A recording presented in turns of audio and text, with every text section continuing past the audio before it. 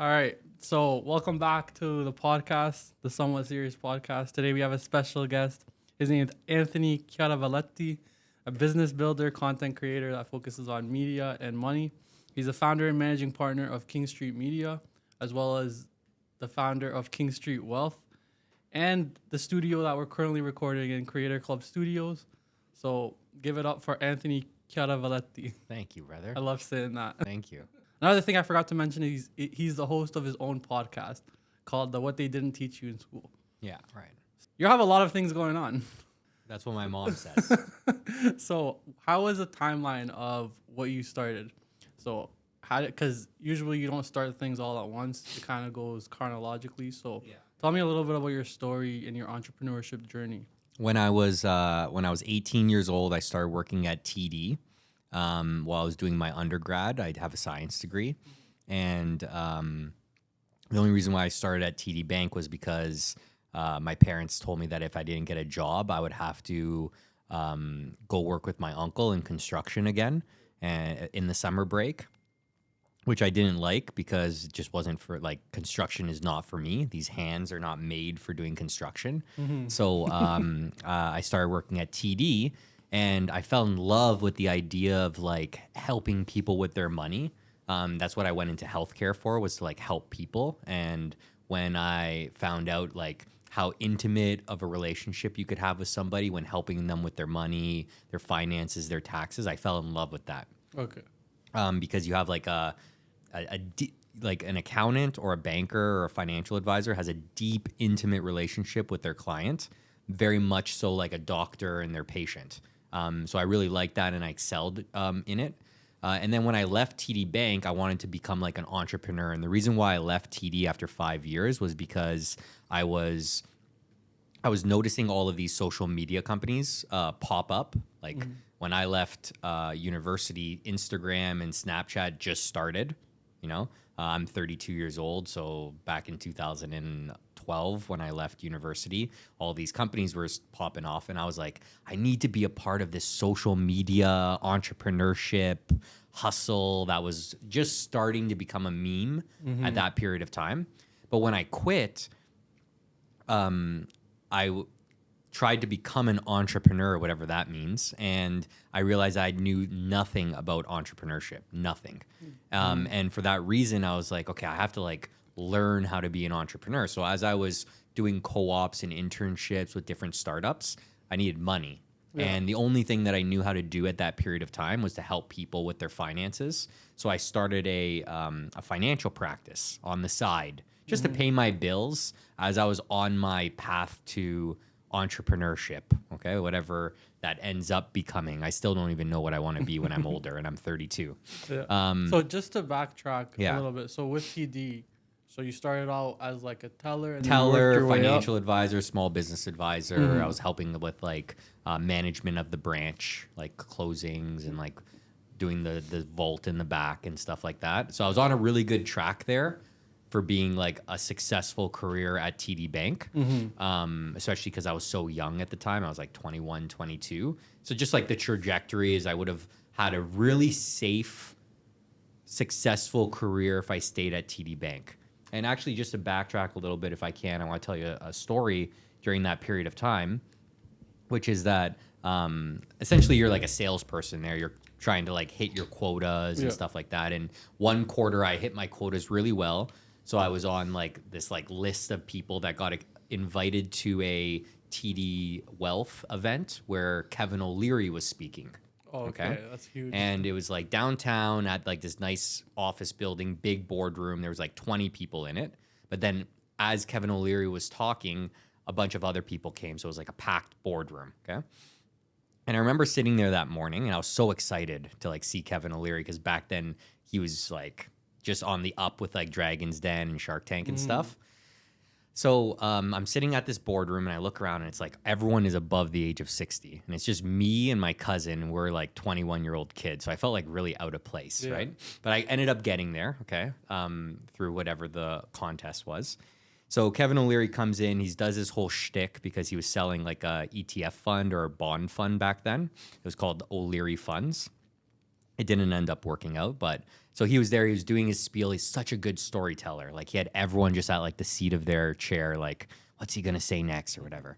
So he finishes his presentation and he's over in the corner of the room. I'll always remember this. And he's putting his laptop away. And I go to him because I was thinking like I want to ask him a question. Like he was a mentor or like an idol of mine back then. So I go up to him and he has that like rough personality from the TV show. And he didn't have like a big Instagram following back then like he does now. So I went up to him and I was nervous. I was like, how's this guy going to like interact with me or whatever? And I said, hey, Mr. O'Leary, like, do you mind if I ask you a question? And so nicely, he was like, yeah, of course. Like, go ahead.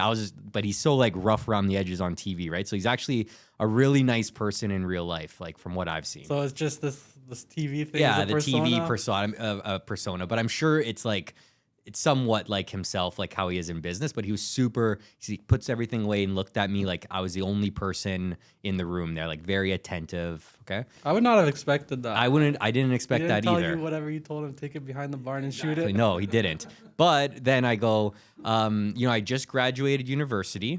I'm working here at TD Bank. What's one piece of advice you would give me? Okay. Mm-hmm.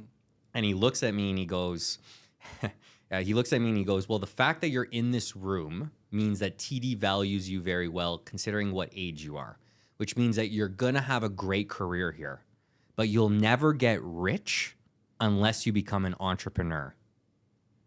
And I'll always remember that because that was on a Friday and Monday I quit.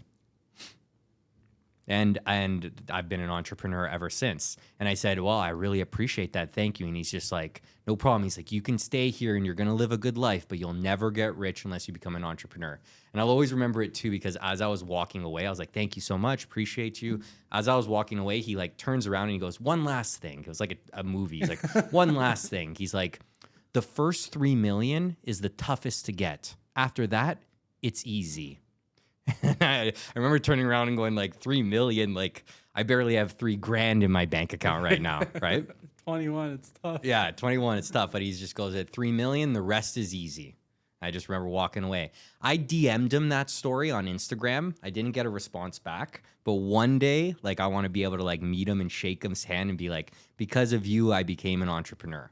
Or at the very least, because of what he said, gave me the kick in the ass to like then leave my comfy job and become an entrepreneur. Like, did you know that you could never be rich through TD, or were you like, oh, I could climb the corporate ladder and eventually I'll get to a point where like I'll make enough and sustain myself? There was a lot of other factors. Like I was dating a girl at the time and we broke up. And when you're in a stable relationship, a stable income makes a lot of sense, especially if you have like kids and stuff like that. Like if I had a wife, 3 kids, no. But if I had a wife and 3 kids and a mortgage, it's less likely that I would have left TD Bank. But I was 23 years old at that time, and just broke up with a girlfriend and no kids, no attachments. So fuck it. Now's the time to do it, right? When you're young. That's a crazy story. I really like that story. Yeah. Because a lot of people would have took that and they wouldn't have took the leap of faith, but a lot of people don't. Or a lot of people along the way, they take the leap of faith, they fail the first time, and then they go back. Yeah. I always say it's uncomfortable. Yeah, it's uncomfortable. I always say it's like 9 out of 10 businesses fail, so I'm going to start 10. Yeah, I've had that same mentality when I saw that statistic, because like you're going to try shit and it's just not going to work out. And sometimes it's out of your control and other times it's in your control and you learn from it. You're absolutely right. If I start 10 businesses and none of them friggin' worked, then maybe I'll go work at TD Bank. And maybe even then I won't. I probably won't, but maybe. I always said I'm going to do 10 and we'll see where I am at that point. Okay, so from that point onwards, so you quit your job. You said Mr. O'Leary came through, gave you the kick in the ass. Kick in the ass with that fire. Yeah. And quit on Monday. So what happened when you jumped? Well, it wasn't rainbows and butterflies. There was a lot of like depression and an existential crisis. I could imagine. Of like my life has been wearing this tie and being this like financial person that my identity has now been backed by it. Especially when you're that young and you've spent 5 years doing it. That's 25% of my life was spent identifying myself as like a banker and a finance person, right? But luckily, I have really supportive parents. Because I don't know where I would have been without supportive parents that during the dark times, they were like, get out of bed, let's go do something, that kind of thing. So yeah, like I started interning at different startups, some in AI, some in machine learning, some in software, one in robotics, and in various roles like business development, chief marketing officer, chief CFO, different roles, learning from the people who have been there and done that on how the ropes work in the entrepreneurship zeitgeist, but also what do I want to be and what don't I want to be as an entrepreneur. And I did that for about like 4 or 5 years. So like from 24 to 26-ish. 23 to like 26-ish. So 3-4 years. And during that period of time, my financial practice started really growing, and that allowed me to work on other things on the side because of that practice of how it did, which is like in finance, you're really busy January to April. And then May to August, you're like, you do like 5 hours a week of work, yeah. Right? And then from September to October, you're busy again. And then like November, December, it's like no work. So during those off times, it allowed me the ability to like now, again, do more internships, work on different ventures and projects, develop my skills as an entrepreneur. So can you elaborate more on the financial practice? How did you start that? Is that what grew to be King Street Wealth? It did eventually over time. Mm-hmm. I started at a financial brokerage. So it's like a franchise. So if you go to a financial brokerage, it's like when you first get started, it's good to go to a brokerage because they teach you everything. So they give you the softwares, the tech, the compliance, the paperwork, the support, right? They take a cut for that, but it's a good place to start your career. So I was there for 6 years until I was 28 or 29. And that's when I went out on my own and started King Street Wealth. Okay. Yeah. During that period of time, I had many other ventures as well. Just trial and error. Like, where do you go to learn entrepreneurship in this world? Like even universities and colleges, they teach you the theory of entrepreneurship, but entrepreneurship is an applied science. That's right? The worst thing I think I've done in my university degree is try to take an entrepreneurship class because it was my professor. I feel like it's dependent on the person. Whereas if the person is there and he started businesses and he's ran them and he's grew them and he's been at every stage, then yeah, I can learn from you.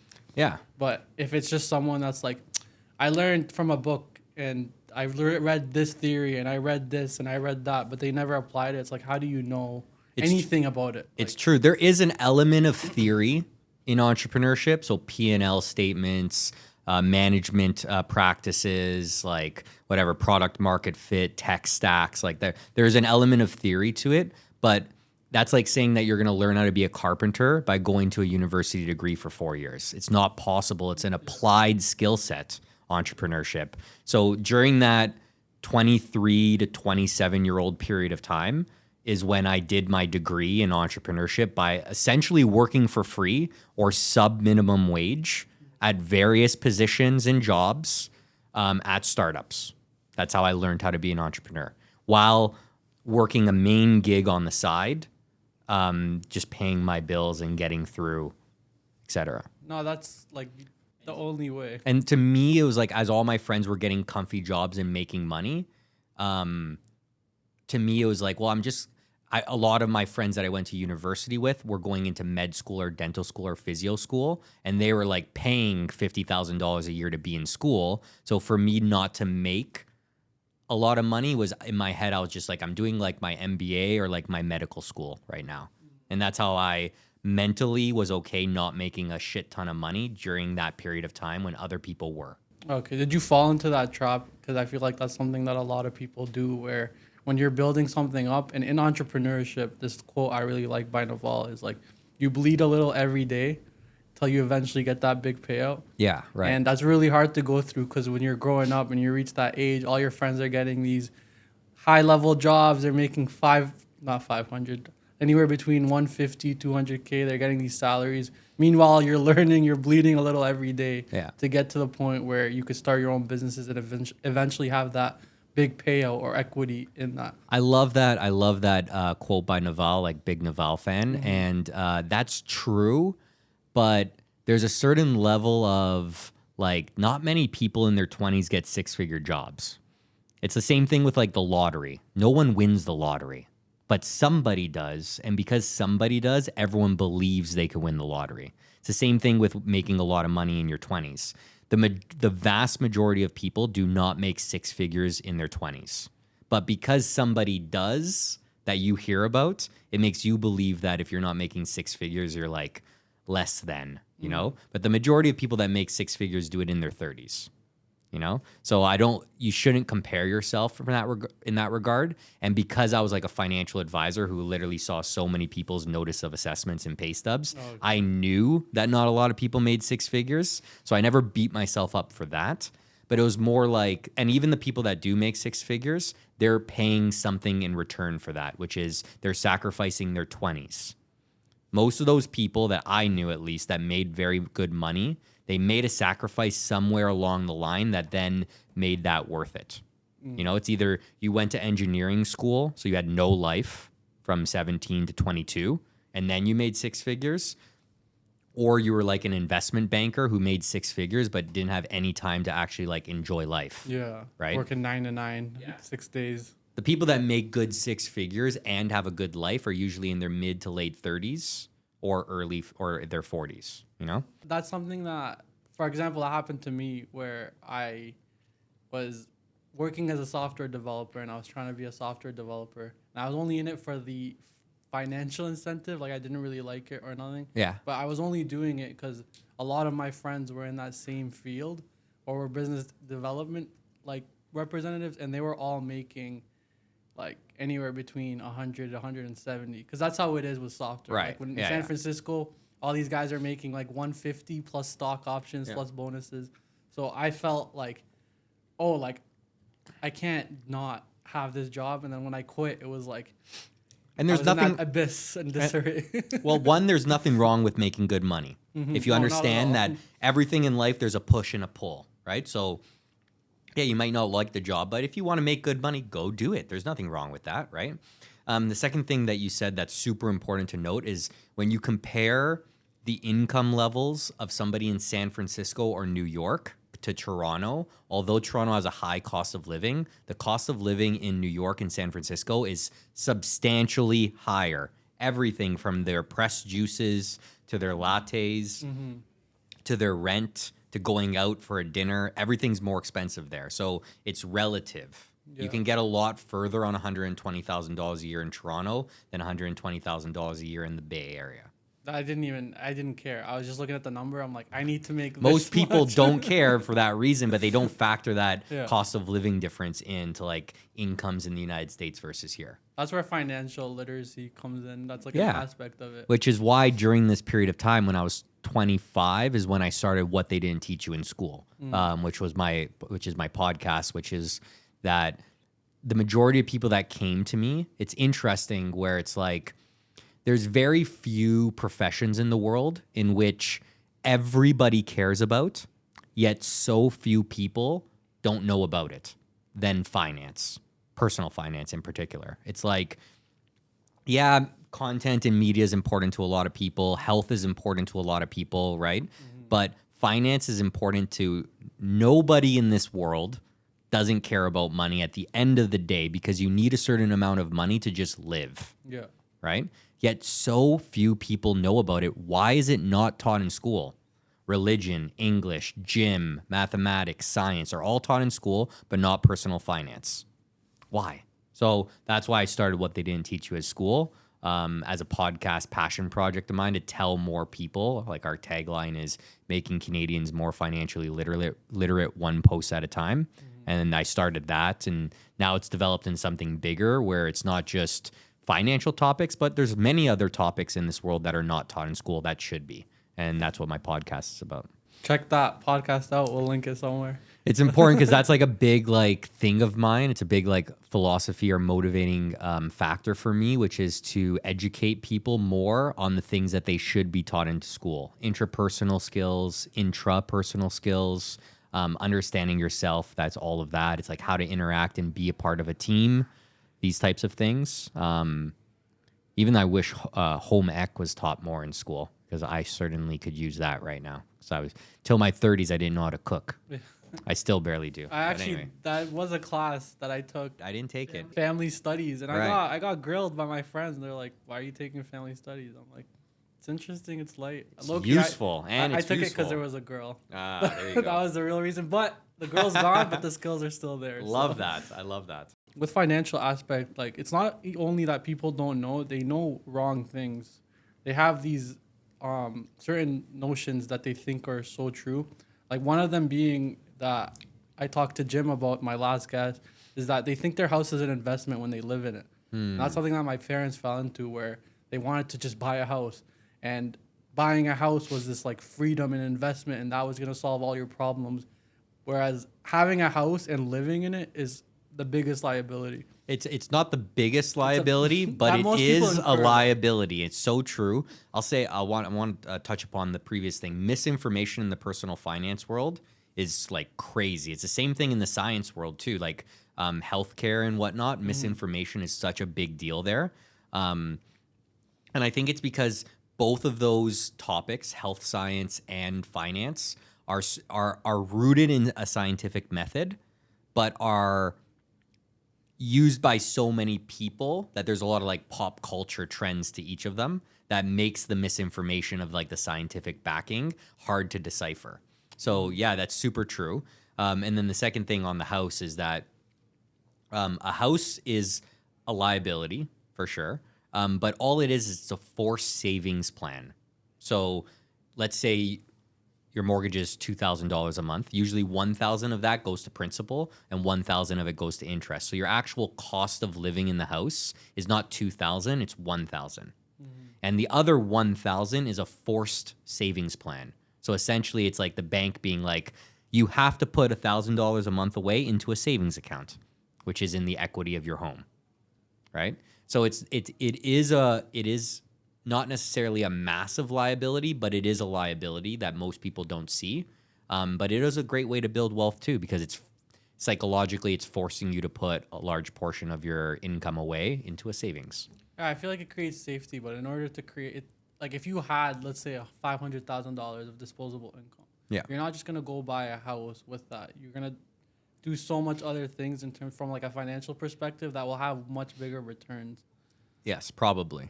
But a house takes advantage of the leverage effect, which is $100,000 in the stock market at 10% is only a $10,000 return. $100,000 you can leverage into a $500,000 house at a 10% rate of return is $50,000. So leveraging debt essentially can amplify returns. And we live in a society in Canada where there's a very strong financial system that you're allowed to put 20% down on a property and the bank will give you a loan at a relatively low interest rate to invest into a pretty solid and stable asset, such as a property. Versus in other countries, like my uncle lives in Croatia and we were driving through like the streets of Croatia, and you see houses like half built. Or like just rooms built and then the other half is under construction. I'm like, why don't they just build the whole house? And he's like, Anthony, because here the banking system doesn't just give mortgages out to people.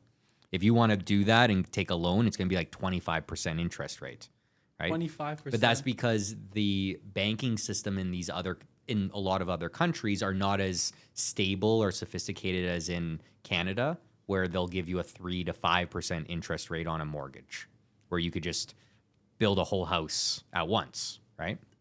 So what you said is true, Yeah. but there's a lot, it always depends and there's more information Yeah, to it. it's very like, it's just something that I grew up believing that I had to unlearn, which is like buying a house isn't the end all be all. It's still a good investment to have. It's just once you have a house, it's not like you're good. Like you have that safety net, I guess. But in order to grow real wealth, like Kevin O'Leary told you, like you have to be an entrepreneur. You have to start businesses and you have to own equity in things that are not taking money out of your pocket. Where you have cash flow positive returns. So now, I've seen people get wealthy without being an entrepreneur. It happens. Like, really, at the end of the day, it's how much money do you make? How much are your expenses? What's the delta of that? And where do you put that money? Like, do you put it in good investments or do you put it under your mattress, right? And that over a period of time, can make you wealthy. So, but the statistics are the statistics. In Canada, don't quote me on these numbers 100%, but they're accurate within a good marginal like rate of error. There's 440,000 millionaires in Canada. Okay, that's people that have over $1 million of net worth outside of their primary residence. Okay, of the 440,000 people, 50% of them are medical doctors. So 220,000 gone. Okay. Really? So there's $220,000 left, or 220,000 millionaires left. Of that portion of the millionaire population, 1% are salaried employees. Okay. 3% are executives or C-suite. 7% are salespeople or self-employed individuals. And then the remaining 89% are incorporated business owners. So from that information right there, the best way of becoming a millionaire is how? Becoming a doctor. Wait, how? If 89% of the remaining amount. Oh, so half. Okay, sorry, I missed. Yeah. So half is.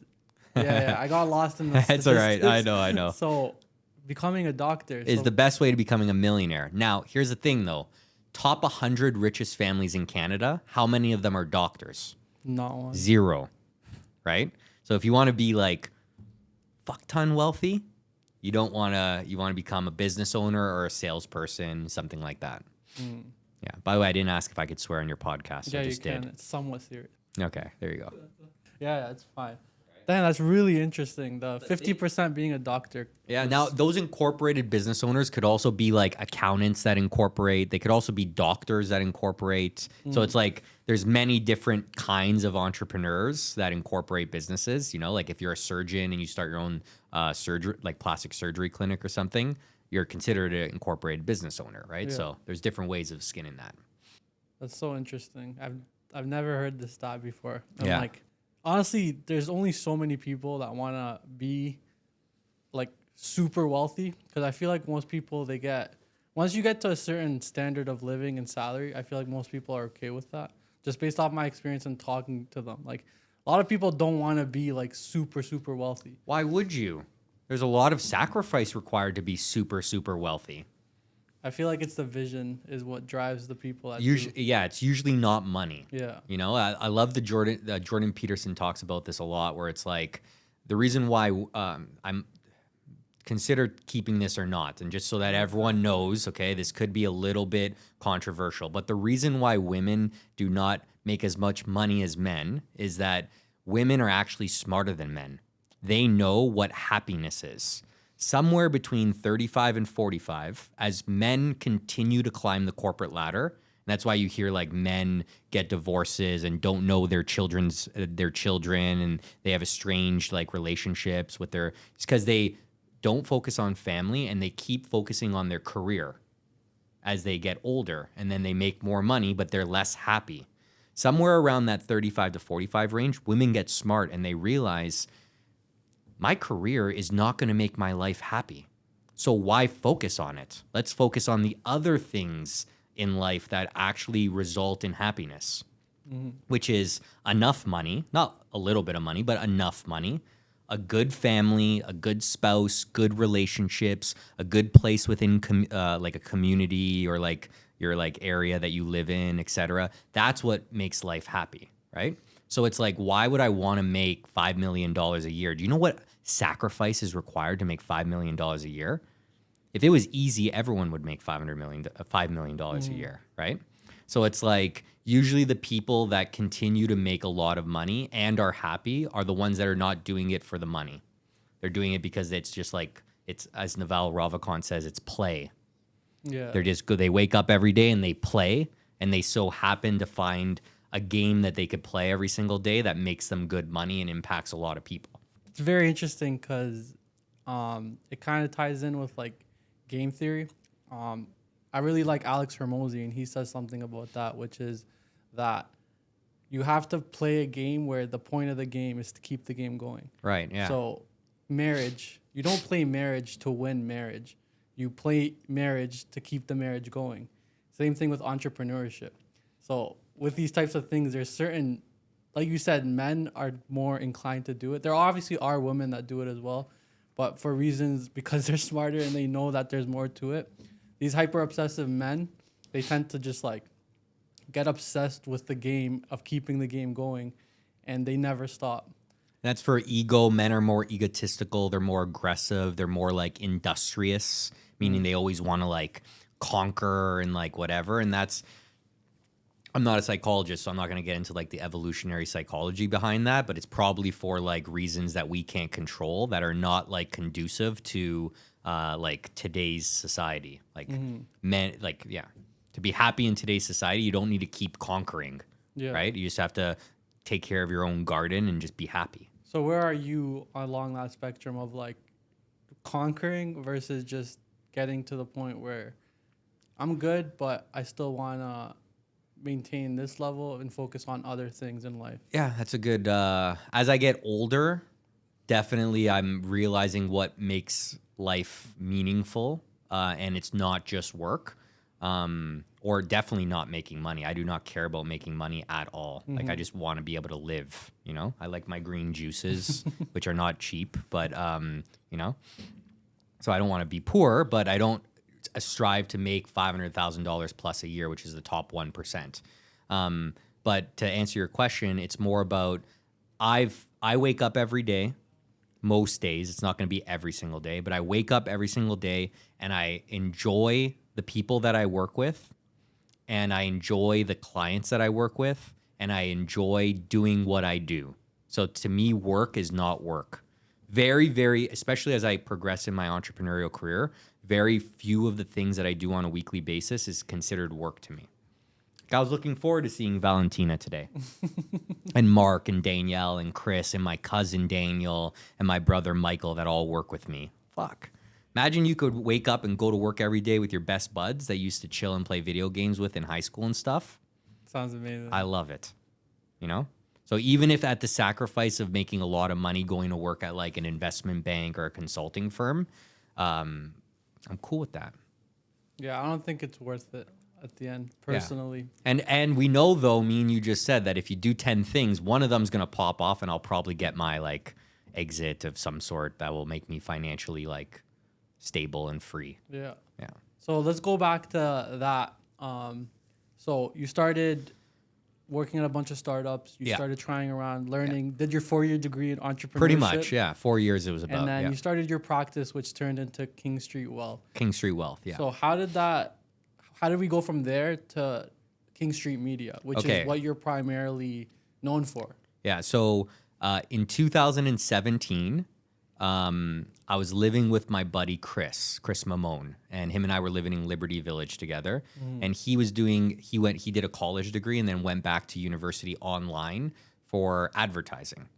And I never took a marketing course in my life because science student. I took all science courses in high school and in university. Never took a marketing course. And but I really like psychology and people and the way they think. And so during this period of time, him and I would be like hanging out, and he'd go to work during the day. I would go to work. And then on weekends and nights, he was doing this advertising degree. And he was so busy that he would pay me in like, here, I'll give you a couple of beers, do this one assignment for me. And I'd be like, okay, sure. And then I actually started liking it. I'm like, oh, what goes into advertising is not just like funny comedy. There's like emotion and thinking and ideal client profiles. And who are they trying to target through this advertisement? And like, just thinking about it now gives me goosebumps. Like the art and the approach and the deepness that goes into a good advertising campaign, I started to like actually find interesting. Okay. And then during that period of time, I took one course online on how to build a social media marketing agency. And what really happened is these were all just interests, but I never actually wanted to do it. I was just like, that's interesting. Let me take a course. Well, that's interesting. Then I used that course to start marketing my own business. And then my clients, it was like a 1 month period of time in early 2018 where a bunch of my clients asked me, who's running your social media? It's so good. And that was my podcast, my content, the whole idea of like creating a podcast, cutting it down to micro pieces. I was doing in 2018 when Gary Vee was like just starting to talk about it and stuff like that. Now everyone does it, right? Yeah. Not like I'm famous online or anything like that. So I didn't capitalize on it, but I was following that method. So people were like, that's interesting. And about 10 people said that to me in a 1 month period of time. And I was like, am I onto something? So I reached out to a couple marketing people to see if they could run my marketing, and saw how much they were charging. And I was like, get out of here. You're going to charge that much to do what I'm doing, which seems like on my spare time. So that's when I first started a social media marketing agency. I took on a couple clients to make an extra little bit of money. To me, it was like, I just want to make enough money to pay for my podcast production. So it started a couple $1,000s a month, a couple clients turned into 5 clients, turned into hiring my buddy Mark Simone as my full-time chief operating officer, turned into 10 clients, turned into our first 6-figure year, multiple 6 figures. We acquired a creative marketing agency in 2019, and now we're a $1 million plus revenuing marketing agency with like 15 people, King Street Media. I see. That's a lot of stuff happened Yeah. during that period of time. We're 5.5 years old now. But that's like the short story. So I'm gonna dive a little bit deeper into sure. that. So at the time, what were you doing? So you were with Chris and you were taking these advertising courses. Yeah. Got into that. What were you doing? Were you working? Were you running? I was still running my financial practice through a brokerage. Okay. Which, by the way, when they found out what I was doing, they fired me in 2019. Why? Because in the finance industry, you're not allowed to like work outside of the finance industry. What is this, mafia? It's a regulated business. Okay. So it's regulated, so you can't have conflicts of interest. So yeah, I got in trouble for that. I got fired. Interesting. Yeah. And I got fired in 2019, and that's when I started King Street Wealth. Yeah. Okay. But the King Street Wealth was just a continuation of my practice that I was building at this brokerage. I see. So with King Street Media, 2017, right? Which I don't recommend to anyone who's in the finance industry. Just disclose your outside business activity. I wish I did that. But I was an immature kid who was like, what's the worst that could happen, you know? Wait, why was it a problem? You're not allowed to have undisclosed outside business activity. So if you would have disclosed it or said, would that have They been okay? probably would have said no. So Okay. that's why I didn't do it. I see. And I paid my dues. I got a little bit of a fine, and I got like in trouble and shit like that. So I paid my dues for breaking the rules. I broke the rules. Okay. But it was worth it. I mean, things Yeah. worked out. Yeah. So with King Street Media, how is the transition from doing it as a part-time side thing? Let me see what this is about. Yeah. Advertising's cool. I like media. I like marketing. To actually pursuing it as a business and then bringing on your first full-time employee. It was, I wish, again, I was not an experienced entrepreneur at this point, but I was not a beginner entrepreneur. I'd say I was like starting to develop into like the intermediate level, right? So it's like beginning entrepreneurship is like how do you structure a team, product market fit, what are the different components of a business, whatever, right? Now, as you start getting into like the tens of thousands of dollars a month of revenue, now you need things like proper payroll, proper invoicing, proper taxes, proper bank account management, proper HR, that kind of stuff, right? And also during that period of time, it was tax season. So I built the company from June to December. Remember, I have cyclical points where I have to work a lot and don't have to work a lot. Yeah. So from June to December of 2018, I built the business up. But then in tax season, I had like mental breakdowns, man, like heart palpitations, woke up in the middle of the night, like kind of shit. And that's when I knew I needed a full-time employee. I wish I could have predicted it sooner. I would have had a little bit more hair on my head. But that's when I knew I was like, okay, I need a full-timer. There's a great book called Traction by Gino Wickman that teaches you about company structure and the necessary need, the need for what's called an integrator. So an integrator is the yin and the yang of a visionary and an integrator. So the CEO and the COO. The visionary or the CEO is very like future focused, growth, strategic partnerships, sales, that kind of thing. product innovation. And the integrator or the COO is the operations day to day, make sure everything's getting done properly, make sure nothing breaks. And Mark is my yin and I'm his yang to that. I don't even think it's yin and yang. I think it's something else, but I think it is. yeah, okay. Yeah, yin yang. Yin yang, something like that. Yeah. Okay. So Mark came in, and with him there every single day, taking care of the operations of the company, we essentially doubled every year since 2018. And what kind of clients were you focusing on? It's changed over the years. Like back then was like, how do you manage somebody's social media? But the industry has innovated and has picked up pace since then. So like 2018, 2019 was very much like we're meeting with business owners, trying to tell them or educate them on the need for digital marketing. Then the pandemic happened, and it was no longer like, I don't know, does this social media thing, does this paid ads thing work? Now everyone was just like, give me that, give me that, give me that. And we like tripled during the pandemic because of the acceleration of the digitization of business operations and marketing and the mass adoption of digital marketing strategies and techniques that made running a digital marketing agency easier for acquiring clients. So since then, we've been really picking up. Okay, and then now, how has it transitioned to like now? Now we're focused on talent. Because at the end of the day, a marketing agency, our product is our team. And just like a technology company, their product is their software, their technology. And a technology company does like research and development, R&D on like their product. They try to innovate their product, make their product better. And it's a thing, right?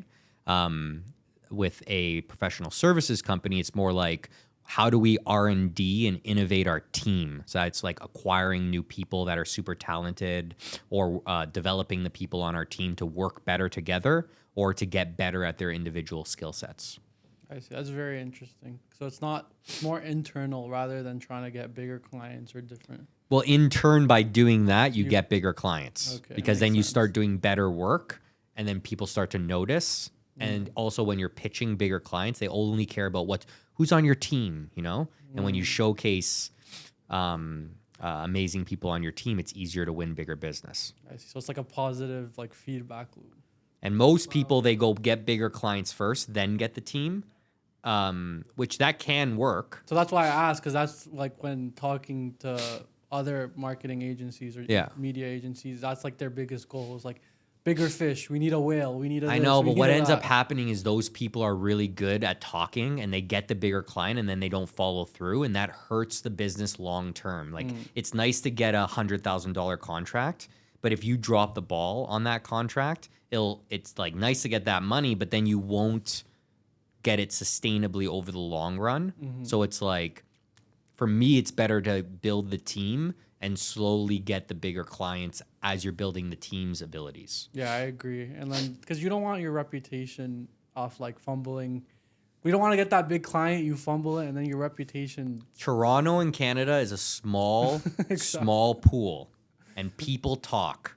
So sooner or later, those people that brag about those short-term wins, if they're usually like the salesy marketing types, if they can't execute, it's not going to be good. And I think that's one of the things that's like unique about me and how I run my agency is that I'm from a finance and accounting background. You know, so it's like the way I operate the agency is different than other agency owners who are usually advertising and marketing people that start an agency. I'm a finance and like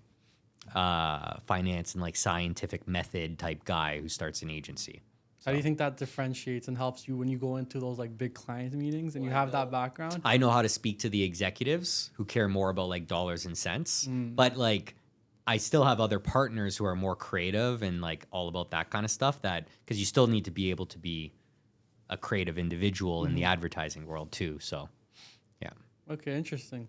So from King Street Media, you weren't done. You wanted to start something else, and you started Creator Club Studios. Yeah, correct. So Creator Club Studios is where we're at now. Right, yeah. Can you tell us more about that and what your mission is with that? I want to go back for a second and say like, it sounds like I'm doing a lot of stuff, but I'm not, okay? All I'm doing is I'm creating a consulting company that has multiple disciplines or practices within it that service entrepreneurs. That's it. My financial consulting practice does fractional CFO work, taxes, and money management or money advice for entrepreneurs. King Street Media is there to service entrepreneurs or people who run companies that are entrepreneurial minded to scale those companies and to tell their story more. Yeah. Right? Make them more money and grow, because if more good companies grow, the world will be a better place. Okay? And Creator Club is just is just another practice within that. There's finance, there's digital marketing, but there's now with the creator economy, so paid ads are becoming more saturated. So the same cost per acquisition to get a new customer is going up as more people use the platforms. So people are moving to this thing, the creator economy. That's why people like you are doing so well during this period of time. In 1950, there was only a handful of TV stations and radio stations that people could distribute content on and therefore buy advertising placements on. You know, everyone heard there was only like 3 TV stations and 3 radio stations in the 50s, right? Now with the emergence of social media and digital platforms such as like the internet, podcasts, YouTube channels, etc., the places that people can distribute content has grown exponentially, okay? And therefore, the unique types of people and where their attention are going is being decentralized, okay? Which means that there's more places that advertisers can buy up advertising space. But they would only want to do it in piecemeal approaches. Like your following is very unique and niche, okay? And therefore, not every brand is going to want to advertise on your platform. But one brand who's like, this guy is perfect for our ideal client profile, they're going to pay you a lot of money to advertise on your platform, right? But they're also going to advertise on like 20 other people's platform. So how do you manage that? Like, how do you manage all of these creators and the sponsored placements that you do through like email or Slack messages, which is currently how it's being done right now. So we created Creator Club to essentially pair creators and brands using one streamlined software platform that makes it really easy for the creators to interact with the brands, because creators hate pricing, collecting money, dealing with clients bullshit, right? And brands hate managing all of these creators that are like creative types on like emails or like through phone calls and stuff. So they can just log into one portal, do what they got to do, manage the production process of content and sponsorships. And if content creators can just plug in, create content and get paid, that's Creator Club. Okay. Did I go too much? No, that was perfect. That was exactly like what you explained it perfectly, and it made sense. Like there's a problem and you offering like a proper solution for it. Yeah. It's just, I don't agree with you where you're saying that you don't have multiple things going on, because it might be all under one umbrella, and because you probably manage it so well, it feels like, hey, I get to work with all the people I'm close with and you guys have a good relationship because of the way you built it. But it is still like 3 separate. Yeah, but not really. All of them run on the same payroll, the same HR systems, the same IT systems, the same management protocol, the same like, all of them run on the same systems. Yeah. It's just different people. It's the same thing like Deloitte or Ernst & Young or like all of these consulting firms. They have multiple practices within their ecosystem. They have IT, accounting. They have so much going on. Right? Financial advisory. They have like cybersecurity. They got even marketing agencies. Yeah. So it's just a consulting firm that the niche is growing businesses. So how did you build these systems? 2 books, Traction by Gino Wickman and Profit First by Mike Michalowicz. 2 books that I didn't just read, I studied extensively. Yeah. So for any entrepreneur, it would be like read the E-Myth. That's like the beginner one on like company structure and whatnot. Then read Profit First by Mike Michalowicz, which is about like management accounting for entrepreneurs. And then read Traction. Traction is the be all and end all. If you do Traction properly, you can scale a company from 0 to like 100 mil. I don't know what to do after 100 mil because I haven't got there yet, but I'm sure there's something else out there. Yeah, no, I'm definitely gonna check those out because right now I'm reading 0 to 1. Oh, good book too. I read that in like 2017. It's changing my mindset on a lot of things. So. Yeah. Yeah, I'm gonna check those out. Anyone that wants to be an entrepreneur should check those out as well. Yeah. My next question for you is that what impact do you want to have on the world? Like, why are you doing all this? How am I doing on time, Valentina? It's 12:40. You guys have been talking for 51 minutes. Wow. Sorry, I ramble sometimes, Yeah, man. no, it's cool. Because no one ever Yeah. asks me these questions, right? So I'm just I'm gonna ask right now. We're getting to the segment of the podcast where I'm gonna ask you some questions. Any question that you're not comfortable answering is, you could just opt out. But this is the serious part. okay. Sorry. Okay, the serious part. Why do I do what I do? Because I don't know what happens when you die. I'm not a necessarily religious person, so I want to impact as many people as possible, as deep as possible, in that varying degree of matrix of wide and deep while I'm here. That's why I do what I do. Because if I can provide, like, our payroll right now is about like $100,000 a month. That's $100,000 of living that I get to provide to a handful of people. That's pretty cool. That is It's not amazing. It's not like I'm like Showtime or anything like that, but I go to bed at night, and my favorite time of the month is the 2 times a month that we pay payroll, and I go like, that's sick. That is not something I thought an entrepreneur would be saying. Yeah, I love it. Because if you have a good, profitable business model, you don't have a problem paying people. No, you I love know. it because the bigger the payroll means the bigger your company's getting, right? So, No, that just shows your intentions are in the right place and you have a good system. yeah. But beyond just the company, as an individual. As an individual, I want to impact as many people as possible. It doesn't just have to do with the company. Just that right now in the phase that I'm in, I need to build capital and influence in order to do the things that I want to do in the future, which just continue to be impacting people's lives as widely or as deeply as I possibly can and having fun along the way. Okay. Next question is, would you say that you're happy? Happiness is a cyclical, fleeting feeling. So right now, am I happy? No. Have I been happy before in the past? Yes. And will I be happy again in the future? Yes.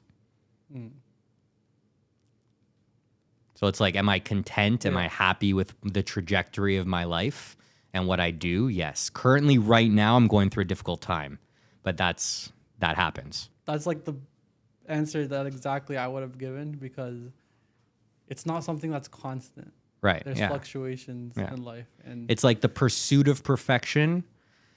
It's like the pursuit of perfection is what everyone's after, right? But also the pursuit of happiness is what everyone is after. So I've been happy many, many times for long periods of times in the last 1 year. Currently, right now, no. yeah, well, I don't even think you can feel true joy or happiness unless you feel the contrast to that. Which I is love that. That's so true. How do you know if the food that you're eating is good unless you've tasted some bad food? Exactly. You know? And for a long time, if you eat a lot of bad food, bland food, and you have a steak, Best feeling ever. yeah. So the contrast in life is what I feel like really matters, and people don't give it enough credit. Yeah. And You got me at a bad time right now. That's no, why. I love that you didn't just say something like, yeah, I'm happy, this is that. The reason I ask these questions is for someone that's going through a rough time to know that, like, yeah, it's cyclical. There's contrast. Yeah. 2 sides of a coin, and you're just going to go through it all the time. That's all it is. Are you in a relationship? I've been multiple relationships. Do you mean a romantic one? Romantic relationship. No. Do you think it's important? How do you think the importance of a partner ties into entrepreneurship and business? I've seen entrepreneurs who do it without a partner. And then I see ones that do it with a partner and fuck it up. So I think that if you're talking about like success, it's give and take. I've seen it both worlds. Yeah. If you're talking about happiness, I used to never think it had an involvement with happiness. But until I met some people recently who are successful entrepreneurs without a wife or a spouse that are very happy, that I know, like, they're not just like showing they're happy, they're actually happy individuals. So they go through the cycles, right?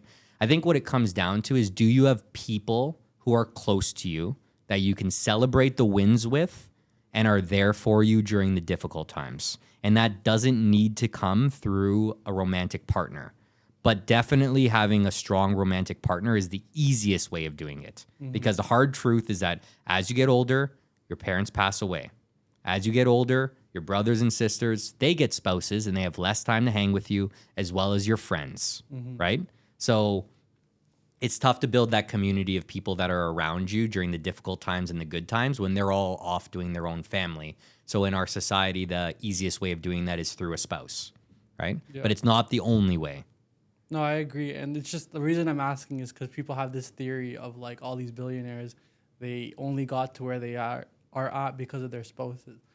But to touch on what you said, which is like what you really need is like a support system. Yeah. And I feel like with men in particular, men don't feel like they can get intimacy unless it's from a woman.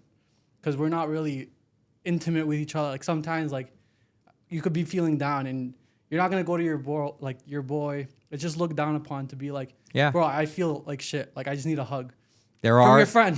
there is that dynamic, but I have to say that Daniel Francavilla and Mark Simone are always there to hug me when I need one. Same with Valentina. She tosses me a hug every once in a while. Yeah, so you I know? feel like that's what really matters. Like the spouse part. That is, but obviously it's true. easier with a spouse because it's Exactly. difficult to have such an intimate relationship for the long term unless you're building a family unit together, right? So that's the easiest way, but it's not the only way. No, that's exactly what Yeah. I'm I'm not saying that you could substitute a spouse. Yeah, I'm just saying there's other ways to achieve that support system. Yeah, you're right. In order to like pursue what you want to do and go through the hard times. Yeah, you're right. Okay, I think that's all the questions for me. Is there anything else you want to say? Anything that No, you're a people good don't know. interviewer and you ask good questions. Yeah, that's my story. No one's really asked me these questions before, so you got the goods that no one else has right now. it's good. I mean, the reason that's like the whole point of the show is like I want to joke around, talk about like Bents, even though we didn't do much about that on this episode, but I also want to talk about like serious stuff. So like the hard subjects that people like don't really feel comfortable talking about. Yeah, I love that. For me, it's like I love doing this because I have this thing where I want my grandchildren one day to be able to find this on the internet. Like, I hope you don't take this down and you let it live evergreen. Yeah. And one day, like, maybe my grandchildren are listening to this right now and they're like, oh, that's what, Anthony was like, my grandfather, in 2023 at 32 years old. Boom, stamped in time. And what would you tell them if they're watching? Fuck, I have no idea. That's not super inspirational, but this is what I was like. This is what my mind was going through during this period of time. This is what shaped me in being who I was in the future at whatever point in time.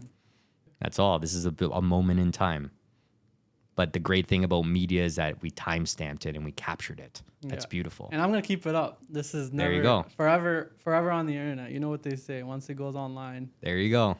I Never- appreciate you, brother. Appreciate your You didn't time. ask me how much money I made, so we'll keep that till next podcast, all right? So